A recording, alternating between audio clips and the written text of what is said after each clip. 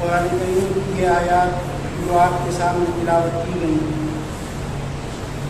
ان آیات کے اندر اللہ تعالیٰ نے پچھلی تاریخ کو بیان کیا ہے، اور ہمارا اور آپ کا یہ عقیدہ ہے کہ اللہ تعالیٰ نے پچھلے لوگوں کے جو واقعات اور جو حالات قرآن مجید کے اندر بیان کیے ہیں وہ قصے اور کہانی کے لیے نہیں بلکہ عبرت حاصل کرنے کے لیے، نصیحت حاصل کرنے کے لیے۔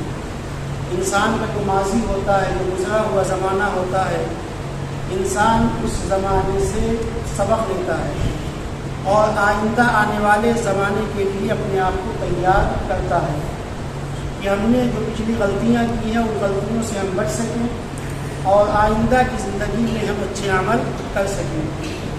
تو اللہ تعالیٰ نے پچھلی قوموں کے جو تذکرے کیے ہیں قرآن مجید کے اندر، اس کا مقصد یہی ہے کہ امت مسلمہ ان تمام چیزوں سے بچتی ہوئی، اللہ کی اطاعت کرتی ہوئی اور نبی کے فرمان پر عمل کرتی ہوئی کامیاب ہو جائے۔ تو اللہ تعالیٰ نے یہاں پر بنی اسرائیل کا تذکرہ کیا ہے۔ بنی اسرائیل آپ کو بتایا جا چکا کہ حضرت موسیٰ علیہ السلام کی قوم۔ تو قرآن مجید ہمیں اور آپ کو بتاتا ہے کہ یہ عبادت ہے، نماز ہے، روزہ ہے، والدین کی فرما برداری ہے، رشتہ داروں کے حقوق ہیں، یتیموں اور مسکینوں کی خبرگیری ہے، یہ صرف مسلمانوں کے ساتھ خاص نہیں ہے۔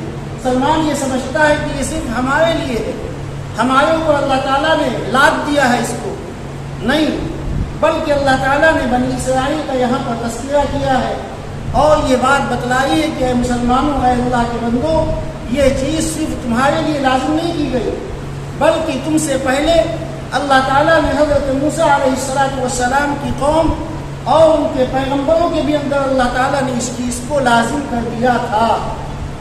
نماز ان کے اندر بھی تھی لیکن اس کا طریقہ بدلا ہوا تھا، زکوٰۃ ان کے اندر بھی تھی لیکن اس کا طریقہ بدلا ہوا تھا، روزہ ان کے اندر بھی تھا لیکن اس کا طریقہ بدلا ہوا تھا۔ تو اللہ تعالیٰ نے اسی کا یہاں پر تذکرہ کیا ہے کہ وَإِذْ أَخَذْنَا مِيثَاقَ بَنِي إِسْرَائِيلَ لَا تَعْبُدُونَ إِلَّا اللَّهَ، کہ محمد صلی اللہ علیہ وسلم اس وقت کو یاد کیجئے جب ہم نے بنی اسرائیل سے عہد و پیمان لیا، وعدہ لیا تھا۔ کس چیز کا وعدہ؟ کہ لا تعبدون الا اللہ، کہ اللہ کے علاوہ کسی کی عبادت نہیں کرو گے۔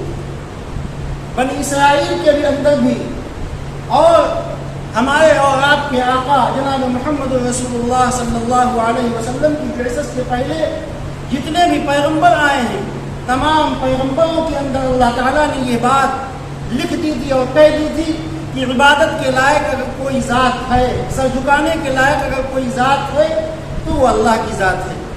میں یہ نہیں کہہ رہا، یہ قرآن کہہ رہا ہے کہ زبور کے اندر یہ بات لکھی ہوئی ہے، توریت کے اندر یہ بات لکھی ہوئی ہے، انجیل کے اندر یہ بات لکھی ہوئی ہے۔ اب ظاہر سی بات ہے کہ یہ بگاڑ آیا تو کہاں سے آیا کہ وہ قوم جس کو وحدانیت کی، اللہ کے ایک ہونے کی، اللہ کی ربوبیت کی، اللہ کی حاکمیت کی، اس کی عظمت کی کو بیان کیا تھا جس قوم کے سامنے، وہ قوم آج کتنے خداؤں کی پرستش کر رہی ہے، کہیں سورج کے آگے سر جھکا رہی ہے، کہیں چاند کے آگے سر جھکا رہی ہے، کہیں درخت کے آگے سر جھکا رہی ہے۔ یہ بگاڑ کیوں آیا؟ اس بگاڑ کی وجہ یہی ہے کہ جب انسان اللہ سے غافل ہوتا ہے، اللہ سے تعلق اس کا کمزور ہوتا ہے، تو وہ یہ سوچتا ہے کہ یہاں سے بھی ہم کو فائدہ ملے گا، یہاں سے بھی فائدہ ملے گا، یہاں سے بھی فائدہ ملے گا، یہاں سے بھی فائدہ ملے گا، اور پھر ادھر تعلق کمزور ہوتا ہے اور ادھر تعلق مضبوط ہوتا جاتا ہے۔ تو بنی اسرائیل کے اندر بھی اللہ تعالیٰ نے اس بات کو لکھ دیا تھا، ان کی کتابوں کے اندر یہ بات موجود ہے کہ لا تعبدون الا اللہ، کہ پرستش کے لائق صرف اور صرف ایک ذات ہے، وہ ہے اللہ کی ذات۔ اللہ تعالیٰ نے جس طریقے سے ہم سے اور آپ سے کہا ہے، ایسے ہی حضرت آدم علیہ السلام کے بعد میں آخری پیغمبر تک جتنے بھی نبی اور پیغمبر آئے، اللہ تعالیٰ نے سب کو یہی ہدایت دی، سب کو یہی پیغام دیا، قل هو اللہ احد، کیا اے پیغمبر آپ کہہ دیجئے کہ اللہ ایک ہے۔ تو تمام کی تمام کتابوں میں اللہ تعالیٰ نے ان قوموں سے عہد و پیمان لیا تھا کہ اللہ کی عبادت کی جائے۔ وبالوالدین احسانا، والدین کے ساتھ حسن سلوک کیا جائے. والدین کا مقام اور مرتبہ اللہ کے نبی صلی اللہ علیہ وسلم نے بتلایا کہ بہت اونچا ہے. اللہ اور اس کے رسول کے بعد میں اگر کسی کا کوئی حق ہے تو وہ والدین کا حق ہے. اس چیز کو بیان کرنے سے پہلے ایک چیز اور سمجھ لی جائے. وہ چیز یہ ہے کہ جس طریقے سے والدین کے حقوق ہیں، والدین کا حق ہے، ایسے ہی انسان کے اوپر دوسرے بھی حقوق ہیں. رسول اللہ صلی اللہ علیہ وسلم کے پاس ایک صحابی آئے اور کہنے لگے کہ اے اللہ کے نبی، ای الاعمال یحب الی اللہ، کہ اللہ کے نزدیک سب سے محبوب عمل کون سا ہے؟ تو آپ صلی اللہ علیہ وسلم نے ارشاد فرمایا کہ اعبدوا اللہ ولا تشرکوا بہ شیئا، کہ اللہ کی عبادت کرو، اس کے ساتھ کسی کو شریک نہ کرو. پھر ان صحابی نے پوچھا کہ پھر اللہ کے نبی اس کے بعد میں کس کا حق ہے؟ تو اللہ کے نبی صلی اللہ علیہ وسلم نے بتلایا کہ اس کے بعد میں والدین کا حق ہے. بر الوالدین، والدین کے ساتھ اس میں سلوک کیا جائے. پھر ان صحابی نے پوچھا کہ اللہ کے نبی اس کے بعد میں کس کا حق ہے؟ تو آپ صلی اللہ علیہ وسلم نے ارشاد فرمایا کہ الجہاد فی سبیل اللہ، اللہ کے راستے میں جہاد کرنا. اسی طریقے سے کئی حدیثیں آپ کے سامنے آتی ہوں گی فضائل اعمال کے اندر کہ صحابی پوچھتے ہیں کہ اے اللہ کے نبی، سب سے افضل عمل کون سا ہے اللہ کے نزدیک؟ تو آپ نے بتلایا کہ وقت کے اوپر نماز پڑھنا. پھر پوچھا کہ اے اللہ کے نبی، پھر آپ نے فرمایا کہ اللہ کے راستے میں خرچ کرنا. اس کے بعد میں آپ نے بتلایا کہ اللہ کے راستے میں جہاد کرنا. پھر کوئی موقع آتا ہے، پھر کوئی صحابی پوچھتے ہیں کہ اللہ کے نبی سب سے افضل عمل کیا ہے؟ تو آپ ارشاد فرماتے ہیں کہ سب سے افضل عمل والدین کے ساتھ حسن سلوک، اللہ کے راستے میں جہاد، اس کے علاوہ روزہ رکھنا، اللہ کے راستے میں خیرات کرنا. تو یہ جو مختلف جوابات ہیں رسول اللہ صلی اللہ علیہ وسلم کے، کبھی کسی عمل کو افضل بتایا، کبھی کسی عمل کو افضل بتایا، کبھی کسی عمل کو افضل بتایا، کبھی نماز کو افضل بتایا، کبھی اللہ کی محبت کو سب سے افضل بتایا، کبھی روزے کو افضل بتایا، کبھی والدین کی فرما برداری کو افضل بتایا، کبھی وقت کے اوپر نماز ادا کرنے کو افضل بتایا، کبھی اللہ کے راستے میں خرچ کرنے کو افضل بتایا. تو یہ فرق کیوں ہے؟ یہ فرق کیوں ہے؟ اس فرق کو ہم نہیں سمجھ پاتے. جب یہ فرق ہمارے اور آپ کی سمجھ میں آ جائے گا تو میرے بھائی زندگی گزارنا آسان ہو جائے گا. کبھی آپ نے بتلایا کہ کسی کو کھانا کھلا دو، سب سے افضل عمل یہی ہے. کبھی آپ نے ارشاد فرمایا کہ سب سے افضل عمل یہ ہے کسی غریب کی مدد کر دو. یہ جو فرق ہے، اس فرق کو ہم نہیں سمجھ پاتے ہیں. کیوں؟ اس کی وجہ یہ ہے کہ رسول اللہ صلی اللہ علیہ وسلم کا یہ معمول تھا کہ آپ سے جب کوئی شخص سوال کرتا تھا تو آپ اس کے بارے میں جانکاری حاصل کرتے تھے کہ یہ شخص نماز پڑھتا ہے یا نہیں پڑھتا ہے. اگر وہ شخص نماز نہیں پڑھتا ہے، والدین کی فرما برداری کرتا ہے، اللہ کے راستے میں جہاد کرتا ہے، اپنے مال کو خرچ کرتا ہے، اور اگر وہ شخص آتا ہے اور کہتا ہے کہ اللہ کے نبی سب سے افضل عمل کیا ہے، تو آپ اس کو نماز اور روزہ نہیں بتلاتے، بلکہ آپ اس سے کہتے جو چیز اس کے اندر موجود نہیں ہوتی تھی وہ چیز آپ اس کو بتلاتے کہ اس وقت تمہارے لیے سب سے افضل عمل یہ ہے کہ وقت کے اوپر نماز کو ادا کرو. اسی طریقے سے پھر کوئی شخص آتا، اس کے اندر نماز بھی پڑھ رہا ہے، روزہ بھی رکھ رہا ہے، لیکن اللہ کے راستے میں جہاد نہیں کر رہا ہے، اور وہ آگے پوچھتا ہے کہ اللہ کے نبی سب سے افضل عمل کیا ہے، تو آپ صلی اللہ علیہ وسلم اس کو بتلاتے کہ سب سے افضل عمل یہ ہے کہ اللہ کے راستے میں جہاد کرنا. اسی طریقے سے مختلف موقعوں کے اوپر رسول اللہ صلی اللہ علیہ وسلم کے پاس جب لوگ آتے تھے، صحابہ کرام رضوان اللہ علیہم اجمعین، تو آپ ان کو مختلف جوابات دیا کرتے تھے. اس کی وجہ یہی ہے کہ انسان کے اندر جو چیز نہیں موجود ہوتی تھی اس چیز کی آپ صلی اللہ علیہ وسلم ترغیب دیا کرتے تھے کہ اس وقت تمہارے لیے سب سے افضل عمل والدین کی خدمت کرنا ہے. تینوں چیزیں اس کے اندر موجود ہیں. اللہ کے راستے میں جہاد بھی کر رہا ہے, پیسہ بھی خرچ کر رہا ہے, لیکن والدین کی فرمانبرداری نہیں کر رہا ہے. تو آپ اس سے بتلاتے کہ والدین کی فرمانبرداری کرو. تو کہنے کا مقصد یہ ہے کہ جس جیسا تقاضا ہو, جیسے حالات ہو, ان حالات کے مطابق ہمیں اور آپ کو دین کے کاموں میں آگے بڑھنا ہے. جیسے حالات ہو. حالات یہ ہیں کہ ایک شخص ہے زکوٰۃ کے پیسے کو لیے گھوم رہا ہے, زکوٰۃ کے پیسے کو لیے گھوم رہا ہے, اور ایسے حالت میں وہ ڈھونڈ رہا ہے کہ شاید کوئی غریب مل جائے, ہم اس کو کھانا کھلا دیں. اور ایک طرف ایک مریض ہے کہ جو سسک رہا ہے, اپنی آخری سانس لے رہا ہے. اب ظاہر سی بات ہے کہ ثواب اس میں بھی ہے اور ثواب کھانا کھلانے میں بھی ہے. تو ایسے وقت میں حالات کا تقاضا یہ ہے کہ اس کھانے کو چھوڑ دیا جائے اور اس مرنے والے انسان کی زندگی کو بچا لیا جائے. یہ حالات کا تقاضا ہے. ایسے وقت میں ضروری ہے کہ اس کی جان کو بچایا جائے. آج ہم اس فرق کو بھول گئے کہ وقت کی ضرورت کیا ہے, وقت چاہتا کیا ہے. مال کا خرچ کرنا اللہ کے راستے میں بہت ہی مقبول ہے. یہ جو فرق ہے, اس فرق کو سمجھنا ہے. اور یہ فرق سمجھ میں کیسے آئے گا؟ جب ہم علماء کے پاس بیٹھیں گے, دیندار لوگوں کے پاس بیٹھیں گے, علماء سے اپنا ربط قائم کریں گے, وہ بتلائیں گے کہ حالات کا تقاضا کیا ہے, اس وقت ہمیں اور آپ کو کیا کرنا ہے. اب مثال کے طور پر تبلیغ کا معاملہ ہے. ثواب کا کام ہے, اچھا کام ہے, کوئی نہیں کہہ رہا برا کام ہے. لیکن آپ صلی اللہ علیہ وسلم نے جہاں پر وہ بات ارشاد فرمائی کہ جو شخص اپنے گھر کو چھوڑتا ہے وہ جب تک کہ اپنے گھر واپس نہیں آتا ہے وہ اللہ کے راستے میں ہے. سب نے یہ حدیث سنی ہوگی, سب نے یہ حدیث سنی ہوگی. لیکن ایک طرف وہ شخص ہے اور دوسری طرف اس کے والدین ہیں جو گھر کے اندر تڑپ رہے ہیں.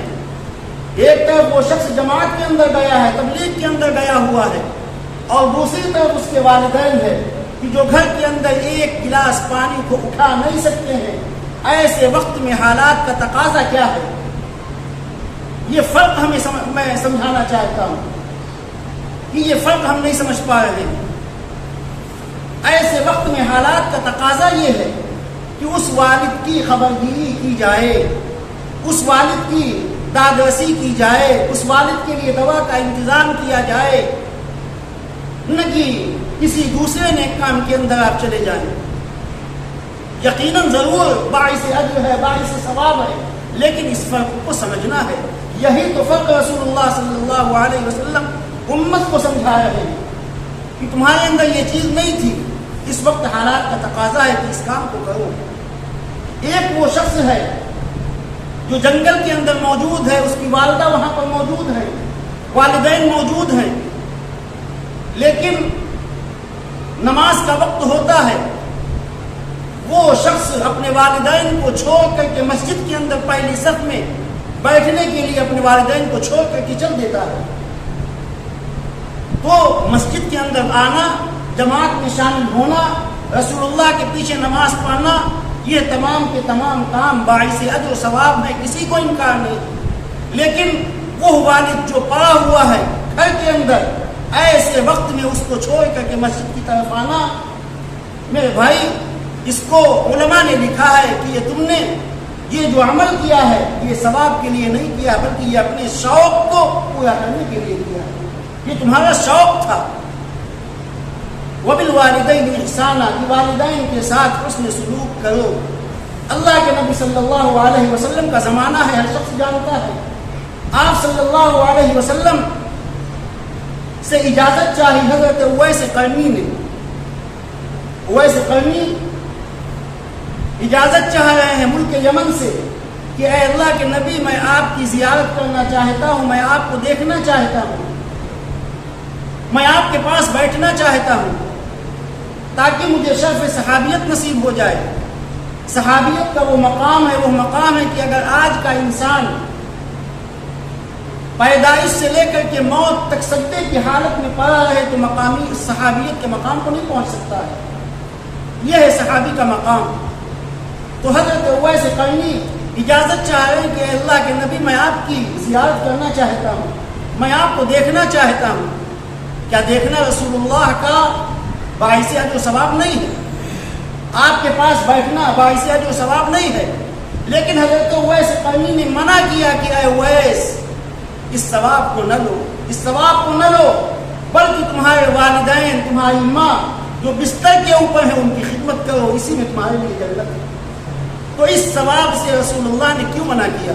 کیونکہ حالات ایسے نہیں تھے کہ حضرت اویس قرنی اپنی ماں کو چھوڑتے، تو آپ نے ان کو منع کیا اور اس مقام اور مرتبے سے آپ نے سرفراز نہیں فرمایا۔ تو حالات جس طریقے کے ہوں انہی حالات کے مطابق ہمیں اور آپ کو احکام الہی کے اوپر عمل کرنے کی ضرورت ہے۔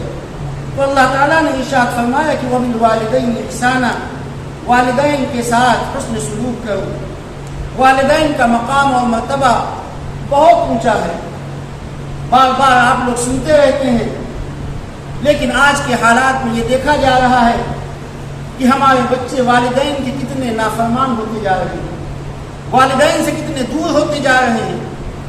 پوری راتیں گزر جاتی ہیں، لیکن نہ والد کو فکر ہے نہ ماں کو فکر ہے کہ میرا بچہ رات کہاں گزار رہا ہے۔ مستقل طور پر ہمارے بچے انٹرنیٹ کے اندر اور موبائل کے اندر پوری رات اپنی گزار دیتے ہیں۔ تو ہمیں اور آپ کو اس کی فکر کرنے کی ضرورت ہے۔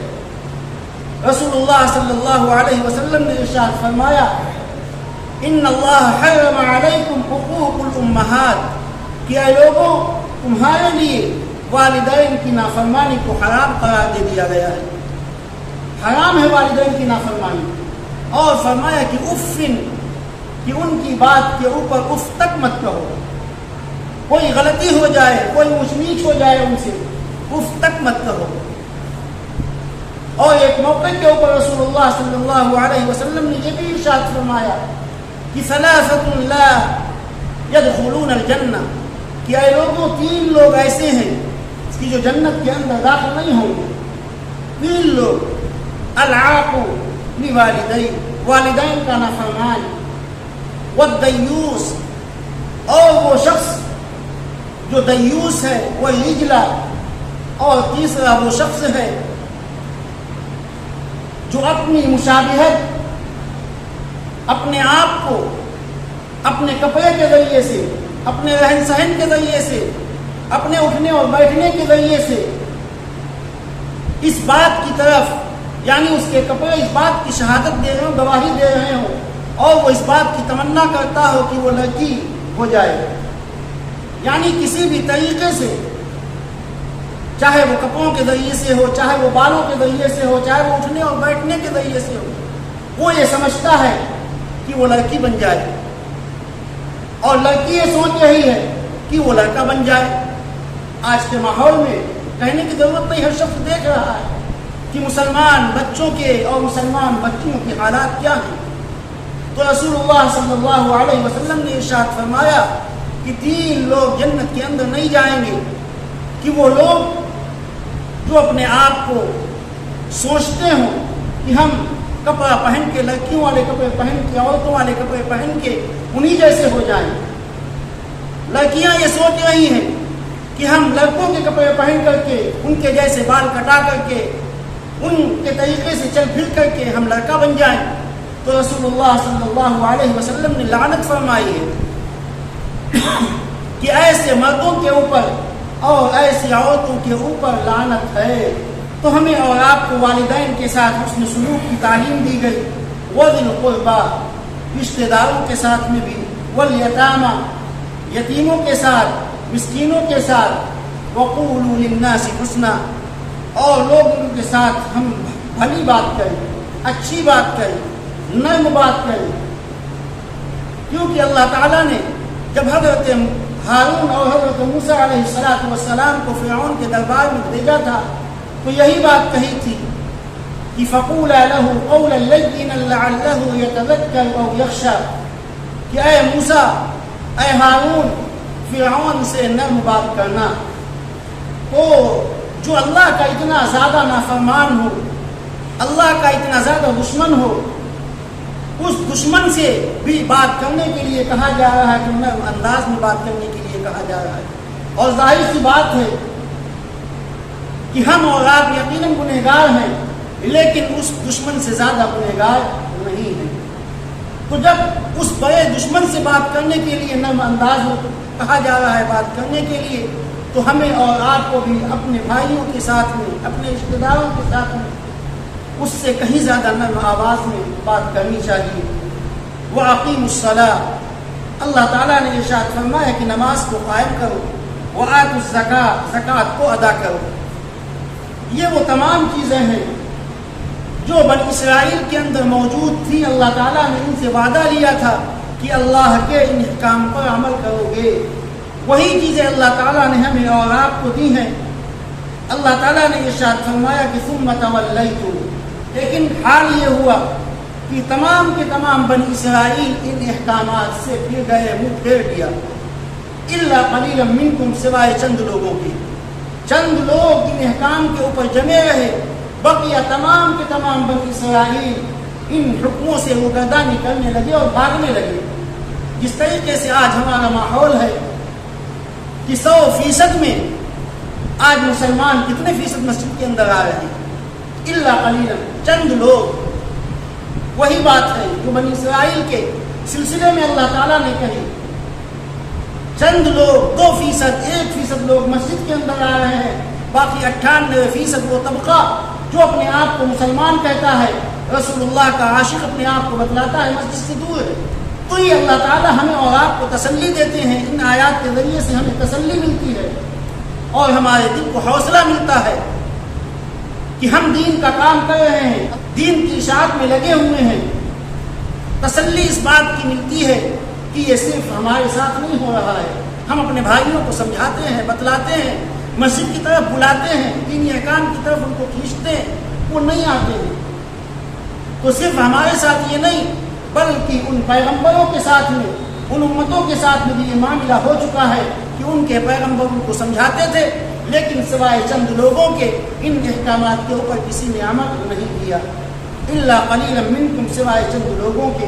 98% وہ طبقہ ہے جو ہمارا مسجد سے دور ہے، مسجد سے الگ ہے۔ اب آپ اندازہ لگائیے کہ وہ 2% طبقہ جو مسجد سے لگا ہوا ہے، مسجد سے جس کا تعلق ہے، اور وہ 98% طبقہ جو مسجد سے دور ہے، جس کے ساتھ شیطانی طاقت ہے، یہ 2% طبقہ اس 98% طبقے کا کیسے مقابلہ کر سکتا ہے، اس کی چالوں کو کیسے سمجھ سکتا ہے؟ الا قلیلا منکم۔ لیکن ایک بات اور یاد رکھیں کہ دنیا کا جو نظام اللہ تعالیٰ نے چلایا ہے، جو چل رہا ہے، وہ انہی چند لوگوں کی وجہ سے بھی چل رہا ہے، انہی چند لوگوں کی وجہ سے چل رہا ہے۔ حدیث پاک میں رسول اللہ صلی اللہ علیہ وسلم نے ارشاد فرمایا کہ لا تقوم الساعة حتى يقال في الارض اللہ اللہ، کہ قیامت اس وقت تک نہیں آئے گی جب تک کہ ایک بھی اللہ اللہ کہنے والا زمین کے اوپر باقی رہے گا۔ کیونکہ دنیا کا نظام آپ دیکھ رہے ہیں، یہ ہواؤں کا چلنا، یہ سورج کا نکلنا، یہ چاند کا نکلنا، یہ پھلوں کا درختوں میں آنا، یہ غلوں کا پیدا ہونا، یہ ہمارے اور آپ کی وجہ سے ہے۔ ان چند لوگوں کی وجہ سے اللہ تعالیٰ اس دنیا کے نظام کو قائم کیے ہوئے ہیں۔ اللہ تعالیٰ نے ارشاد فرمایا کہ ثم تولیتم، تم سب کے سب پھر گئے، الا قلیلا منکم، سوائے چند لوگوں کے، وانتم معرضون، اور یقیناً تم تو اعراض کرنے والے اور بھاگنے والے تھے۔ اللہ تعالیٰ ہم سب کو عمل کی توفیق نصیب فرمائے، والدین کی خدمت کرنے کی، رشتہ داروں کی خبرگیری کرنے کی، یتیموں اور مسکینوں کے سر پر دست شفقت رکھنے کی، اور اللہ تعالیٰ ہم سب کو تمام لوگوں سے حسن سلوک کرنے کی توفیق نصیب فرمائے، نمازوں کو قائم کرنے والا بنائے، اپنے راستے میں اپنے مالوں کو خرچ کرنے والا بنائے۔